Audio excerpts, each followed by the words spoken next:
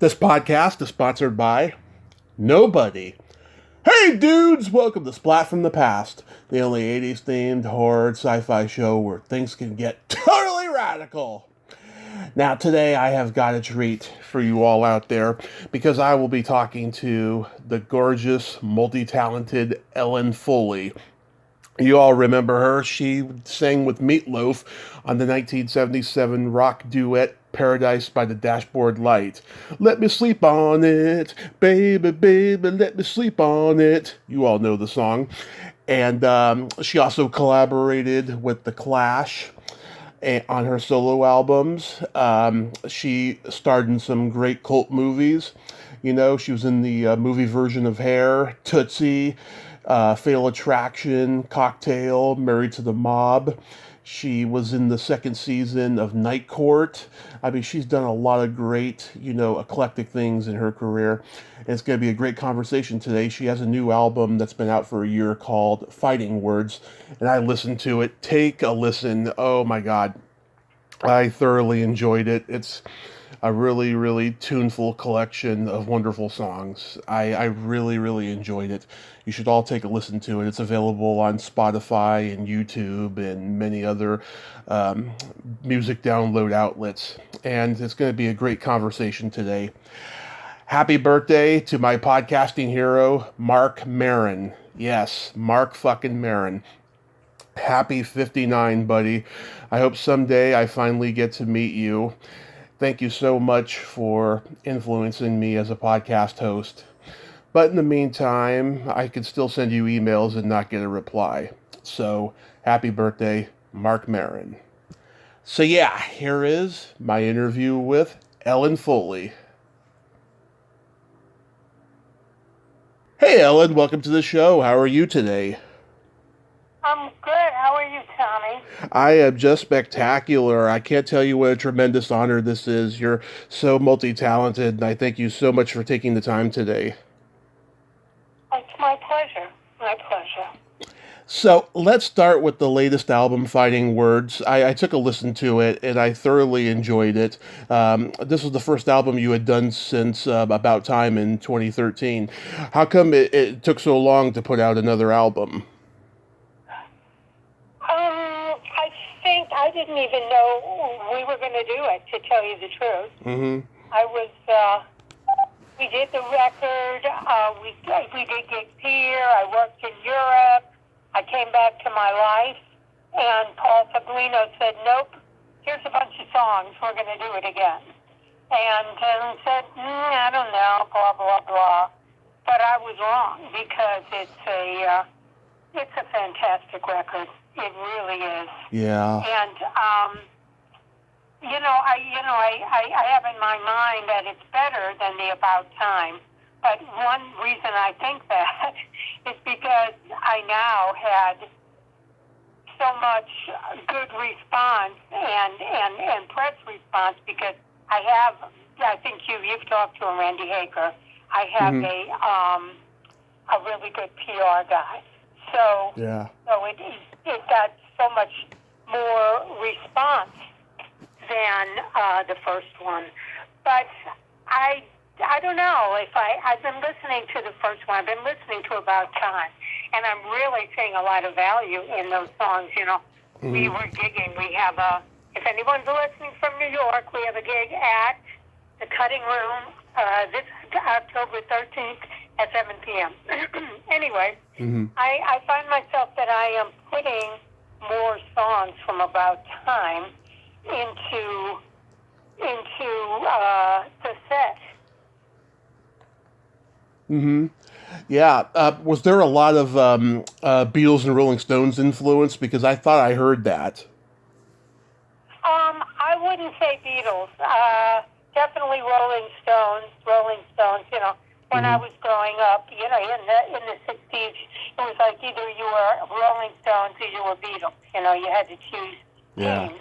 And I've always been team Rolling Stones. So I know, you know, I see. I always like the Stonesy riffs at the beginning of songs.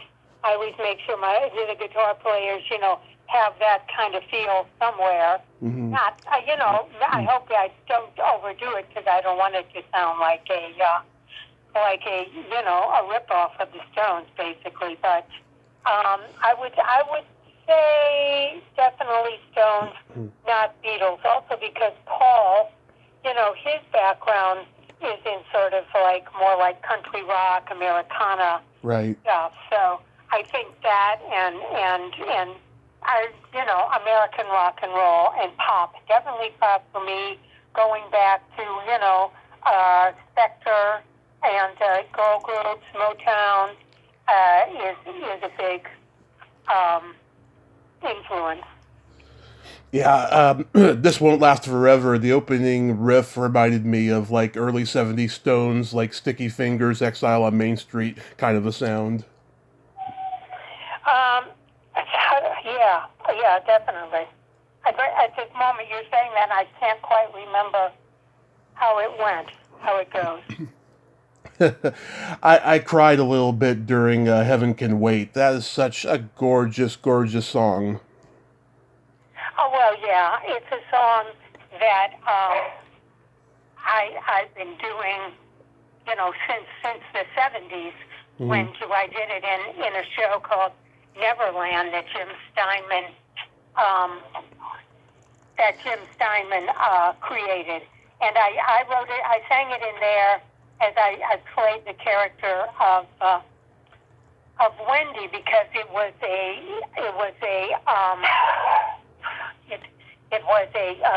Peter Pan sort of a story. And I sang it back then, and then of course it was on the Bat Out of Hell record. But I've been singing it with my bands and everything ever since. Mm-hmm. How long overall did it take to record the album? Well, it was a pretty long time, because we, even before the pandemic, we worked remotely. Paul and I, because there was no rush, or there was no deadline or anything like that.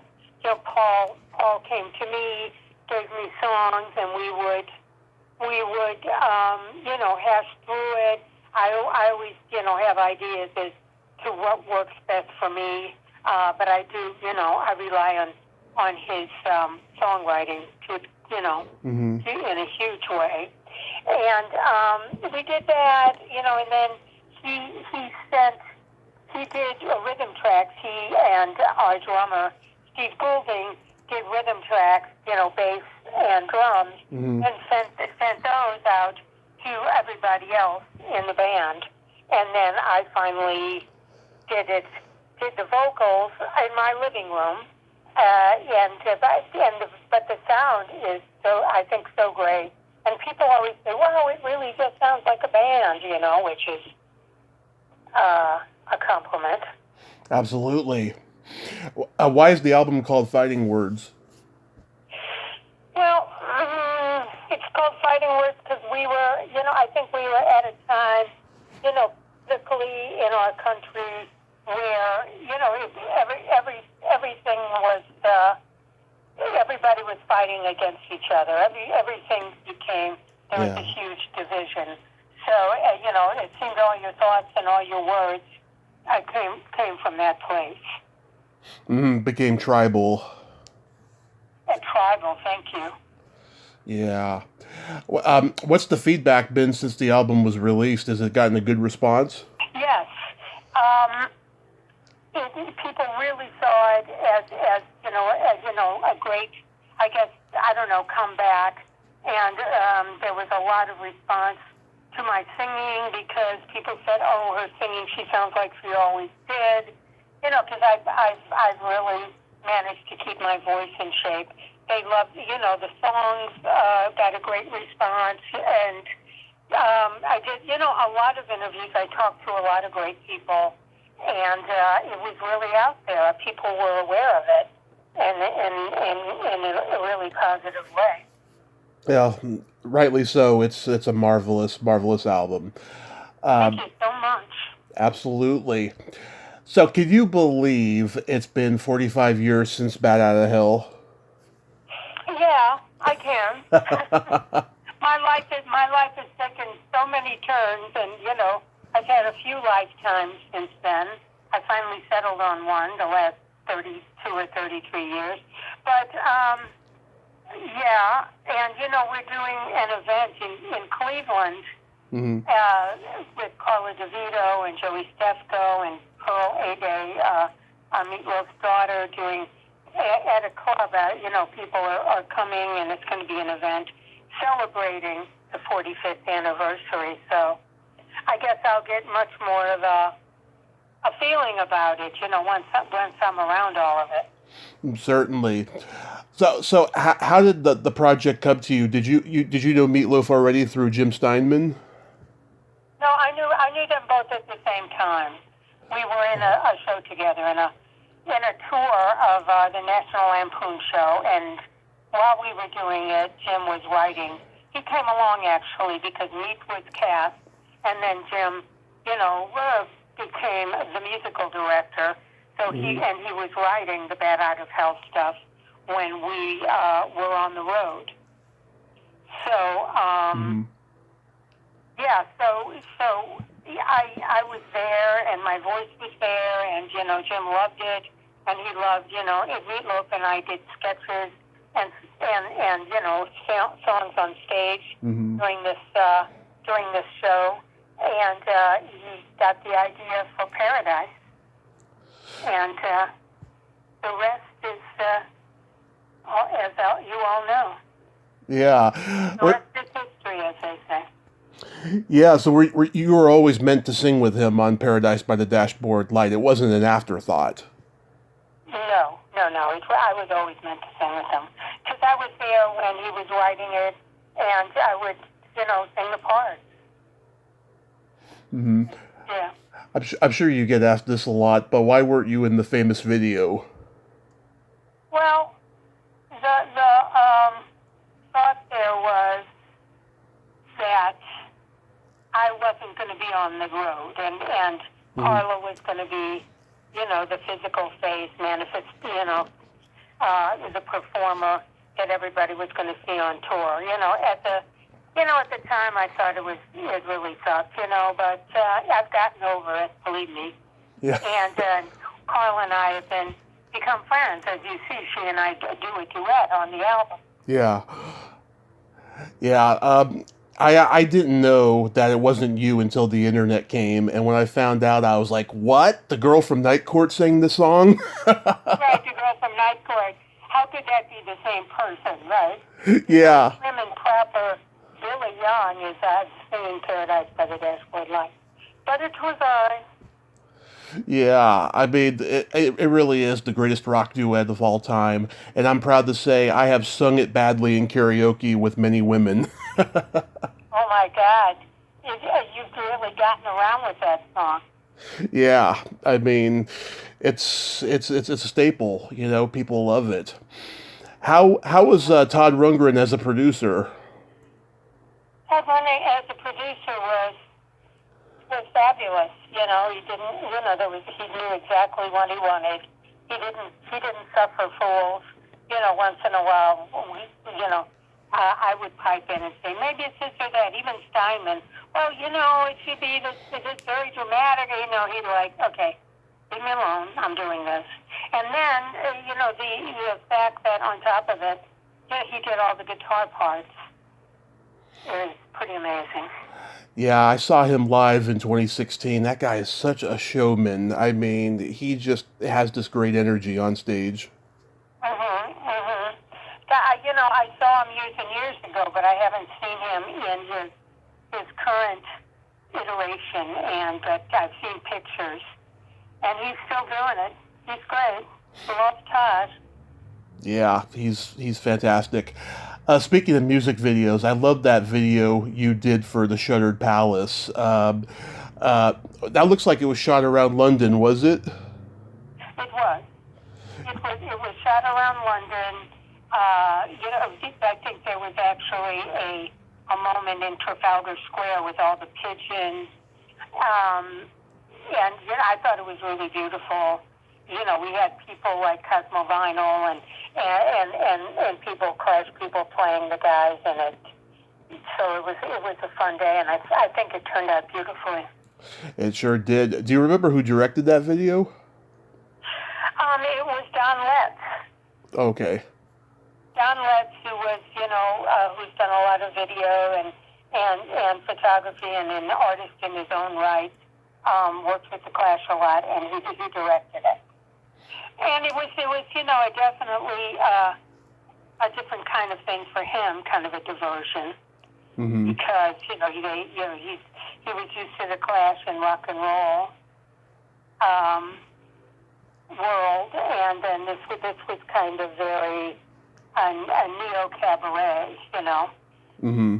So the whole thing, I think the whole project for them, for me, for him was very different and a real turn, a real different kind of music for everybody. Is it true that you were the inspiration behind Should I Stay or Should I Go? No. Oh. No. That's just a rumor. Internet rumor, yeah. Yeah, it's been going on for a long time. It made sense because, I guess he wrote it after a relationship, and it made sense for people to think that, but it did not really represent a relationship, Yeah. I never thought. I was like, oh, okay, I'll believe this, but then the more I thought about it, it was like, that's stupid. No way. It's a great song, though. So I know you were in the Broadway revival of Hair, and then you were in the movie version. What was the movie version like to make? Movie version was a blast. I always say the day we did Black Boys in Central Park was like one of the prime, #1 great days of my life, because it was one of these amazing, it's like we're having right now in New York, these amazing fall days, the chance that I got to work with the choreographer, Twyla Tharp, really made it that for me, and Milos Forman, and I don't know, there was just something that felt like it was so natural, but so sexy and so theatrical all at the same time. It was quite a day. It really was. As we talk about it, I have such a strong visual memory of it. Yeah, Milos Forman was coming off of winning an Oscar for One Flew Over the Cuckoo's Nest. He probably had high expectations placed on him. Yes. Yeah. Was that the first movie he did after Cuckoo's Nest, really? It was, yeah. It was.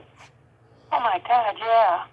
Yes, so there was that extra frisson of energy of being, what a thrill, here he is. Here's the Academy Award, brilliant, and I knew his movies, from when he was Czechoslovakia, the great, Czech revolt movies that he did, the black and white, and these comedies about, the working class in Czechoslovakia, so I knew him there, and then here comes this, but really honest and incredible and funny, and, starring Jack Nicholson, the Cuckoo's Nest, and then, I guess, as you say, I never really thought about it, having the opportunity to be a part of all that.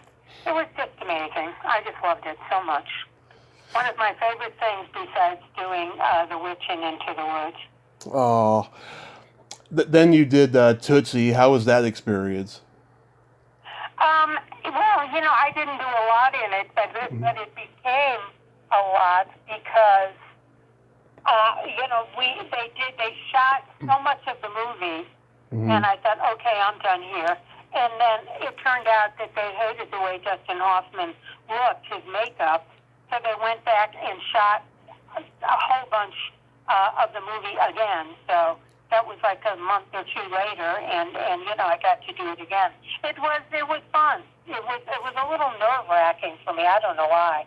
Just being there with Dustin Hoffman, it was intense. He was like I say, I got to 2 jobs out of it. He was a nice guy though, and the rest of the cast was probably nice, right? Oh yeah, sure. You and the Clash were in the background of Jerry Lewis walking around New York and the King of Comedy. How did that come about? Well, Scorsese was a fan of The Clash, and then I found out he was also a fan of mine. He said he carried around my videos from the Night Out album. Mm-hmm. And so we had dinner with him, and when he was married to Isabella Rossellini. And, you know, it was really fun. And so, come be in the movie, you know. And obviously we were the name of our group, the characters were called Street Scum. Yeah. So we were very much, you know, up for that. Because, you know, being a little scummy was sort of part of our profile. Yeah, yeah. People have always written about it, about you all being in the background there. I always figured it was because Scorsese was a huge rock music fan, and I heard like he's a walking encyclopedia. Like he can give you anecdotes for like anything, you know, about rock and roll and movies, of course. Rock and roll and film. He's got quite a brain, and he talks really fast. I guess he has to talk so fast because he's got so much information. You know? Yeah. Yeah, and he probably doesn't like to be interrupted. No, I mean, he was, you know, we obviously didn't have big interaction with him on the set, but I can imagine that on the set that he is, he really knows what he's doing, and I can't imagine there's a lot of messing around on the set, but he's a very warm, fun person to be around. That's good. In real life. How do you get to be cast on Night Court? I had an audition. Mm-hmm. I mean, it was kind of crazy because, you know, they kept, including me, they kept replacing that character. Yeah. So it was the beginning of the season, and they decided to replace whoever came before me. I don't really pay that much attention to who that was.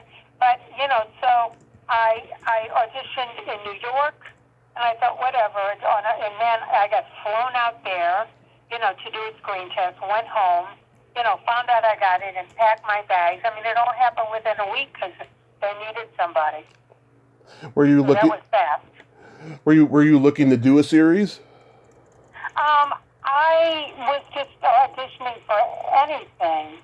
I mean, that was kind of after doing, you know, a lot, you know, the rock and roll thing, my first 3 albums, and I was a little over it, and, you know, said I don't want to be the boss. I want to be an employee. So that's exactly how it worked, you know. But I had done a bunch of film stuff, and me and my girl, and that happened after. I'm sorry, I'm getting my time frame screwed up. It's okay. But no, I mean, I was looking to work, and just getting a series was a huge thing. Yeah, was it fun? Was it fun while it lasted? It was okay. You know, I went out there and I was so much a fish out of water and alone, and the whole rest of the cast had their families and they were Angelinos, and I didn't feel altogether comfortable in the situation. It was fine. You know, it's not something I would do again. Well, I would do it. You know what? I think I'm funnier than I used to be. And so if I went to, because I'm so much more relaxed in my life. So, you know, at my age, I don't think anybody's going to cast me, but who knows? I think I would have a lot more fun now. It was just a time in my life where it didn't feel so great. I think you're good at comedy, and you did pretty good. I mean, the writing was spectacular. Yeah, I guess. Was Dan was up the show. Yeah. Was Harry Anderson a nice guy? Oh yeah, everybody was nice. It was you know, they were a nice group of people. Everybody was nice. How was making Fatal Attraction? Fatal Attraction was so much fun because the big scene we had, the biggest scene I think, was at I don't know if you remember, there's a scene at the dinner table where we're all joking around. Yeah. And my husband and that couple, it was before the shit hit the fan. And everybody was happy. And we did it in an apartment in my neighborhood. Here I'm on the Upper West Side of Manhattan. And it was very early in the morning, and we were actually drinking champagne and getting a little bubbly, and a lot of it was improvised. So it was a very fun thing. Yeah, a few years ago I talked to Stuart Pankin, and he forgot your name, and then he said, "I better think of her name or she'll kill me." Yeah. Well, I hope he remembered it. He did. And, everything was a long time ago, and as we get a little older, our memories might be slightly foggy. So I can forgive him for not remembering it. Yeah, I think Michael Douglas is a great actor, but I think after this movie, he kept making the same movie over and over again. Playing the guy who's being stalked by the woman. Oh yeah, like what movies are you referring to? Did he get into some sort, like when he had a road rage thing, or was that before Fatal Attraction? What was that movie? You know what I'm talking about? I have no idea, but yes. I was thinking about Basic Instinct and Disclosure, and I'm sure there's another I'm not conscious to think of, but yeah, he just kept doing the man versus woman movie over and over again, and this movie was kind of like a remake of Play Misty for me with Clint Eastwood, but that movie was released at the wrong time. This movie hit like right at the right time. Oh my God, the effect that it had. It was almost, before the Me Too, where everybody thought, had the right to be really pissed off at men. Yeah. And say, look what they do. They ruin people's lives. I'm going to get this or that, Yeah. You mentioned before Into the Woods. What was it like working with Joanna Gleason? Oh, she's great. She's very funny. And I remember one day, we just started rehearsing the show, and she said, "Let's go to lunch." I'm having lunch, and we're talking about our families, and I said, "Well, what does your father do?" She goes, "Oh, he produces The Price is Right," and I'm like an ass. I said, "Oh, yeah." Does he know Monty Hall? She goes, "My father is Monty Hall." I'm like, "Oh, okay." Did you know that? Yes, I did. Yeah, well, I didn't. So I put my big foot in my mouth. Yeah, I actually have Joanna coming on soon. That's why I was asking. What's she doing? Is she doing a show, or are you just having her on? Just to have her on, like me. Just having her on, yeah. She's always got theater going on, so I'm sure we'll have something to talk about there. Yes, I haven't seen her in a very long time. I don't remember running into her even, Yeah, I believe she's in New York still. When she showed up, Paul Thomas Anderson is my favorite movie director, and when she showed up as Mark Wahlberg's mother in Boogie Nights, and she was evil, I'm like, look at Joanna go. Yeah, she was very convincing in that role. Oh my God. You guest starred on Spencer for Hire. How was that experience? Man, you are really digging it up. Spencer for Hire. I mean, I'm confusing it. Was I dead at some point? At some point, did they find me lying in the grass, or what was I doing? I have no recollection. All that stuff. I don't know. That may have been it. That may have been it. I don't know. I don't know. Yeah. How about? Remember, I just met my husband there, so I was like, I was having a lot of fun with everything. because, I had a new boyfriend, so I remember at that moment I was very sparkly, I mean. Yeah. I'm sure I had a good time. How about Cocktail? Cocktail, let me think. Cocktail was crazy because we were stuck in Toronto, Mm-hmm. and the women that I worked with, we had a good time. There was pretty much partying, to tell you the truth, and I loved my scene. I've seen it a few times. My scene with Tom Cruise, Mm-hmm. where I call him an asshole or something, and Yeah. So that was fun, and he was great. He was very complimentary too, and I always say I had small parts in some of the biggest movies, Oh, yeah. So that was pretty cool. Yeah. Yeah, your hair in it was really great. I liked it. Yeah, I made a habit of having large hair. Like Married to the Mob. I mean, you haven't discussed Married to the Mob yet. I was just about to.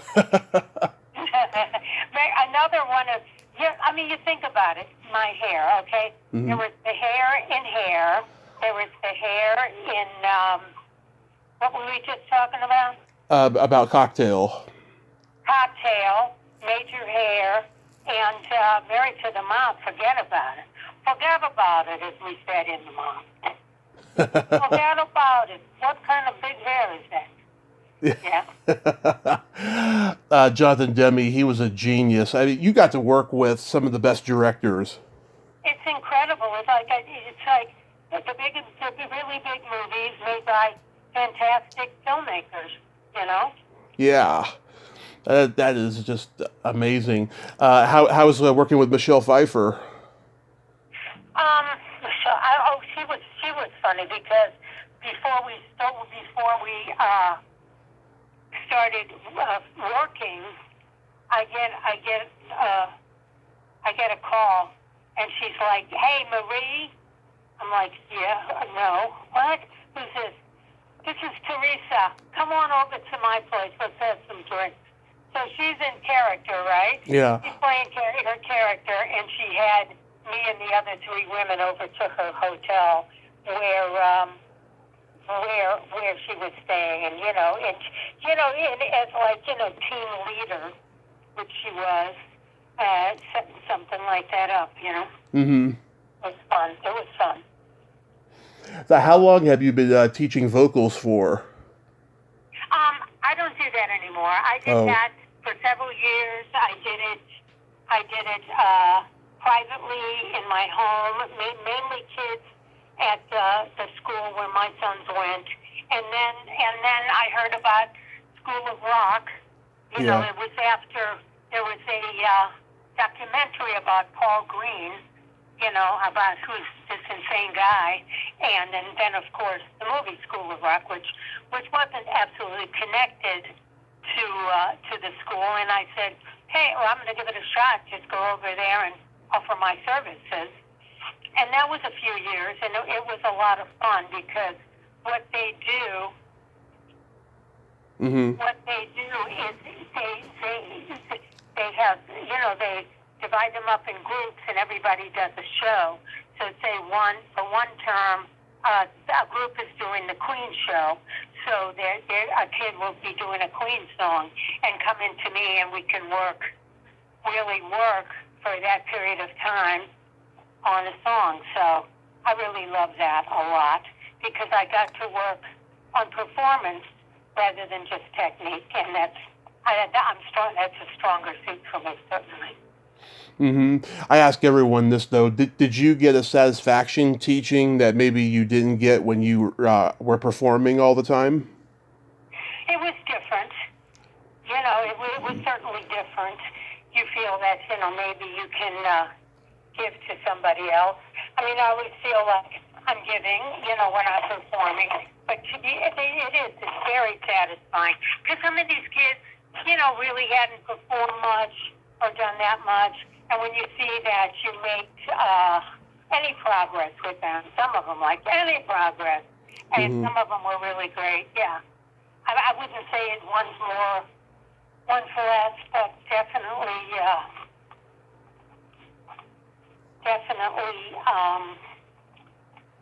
a very, what word am I looking for? Very meaningful. Very meaningful, yeah. Yeah. You mentioned before about the upcoming show at the Cutting Room in New York. Have you been doing any live shows before this? Yeah, we did one a year ago in October. Then we were doing one in December. I had to cancel it because the corona. And now this, but I'm going. I actually have gigs scheduled over in Holland. They've been canceled 3 times before this because of COVID. So I just have my fingers crossed that we're actually going to be doing it. How's the energy of the audiences? Really good. It's really good. So, people are glad to see me. I have a great band. We put on a really good show, and the energy is great. Yeah. It's not just people from my generation. It's younger people who somehow, everybody, the Meat Loaf thing has spanned generations. So maybe they come to see me because of that. I don't know, but anyways, it's a great deal of fun, and I love it. And I actually have to get going because my husband is down my neck. We were about to leave town, and I screwed up, and I thought our interview was tonight. So anybody who's listening, I'm an idiot. Ellen, real quick, do you have any upcoming projects you want to plug? Yes, right now, October 13th, the Cutting Room NYC. Okay, I hope you do another album because Fighting Words is just wonderful. It's available on Spotify, YouTube, and where else? I don't know, Amazon, all those places. Your website? Wherever you buy your records. Ellen, this has been a tremendous honor. Thank you so much for coming on, and keep on being creative because I will be there to see it, and you're still gorgeous. Oh, thank you. You're a doll. My pleasure. My pleasure. Have a great day and be safe and safe travels. Okay, thanks so much. My pleasure. Bye-bye. Bye-bye. Well, there you have it. Ellen Foley. Ain't she a sweetheart? Oh, what a great lady, huh? And she's a lot of fun and great stories there. I'm so glad I got to talk to her today. I live the life, don't I? I really do. Well, until next time, this is Tommy Throwback Kovac saying, there's no shame in living in the past, because the present sucks. Later, dudes. Let me sleep on it. Baby, baby, let me sleep on it.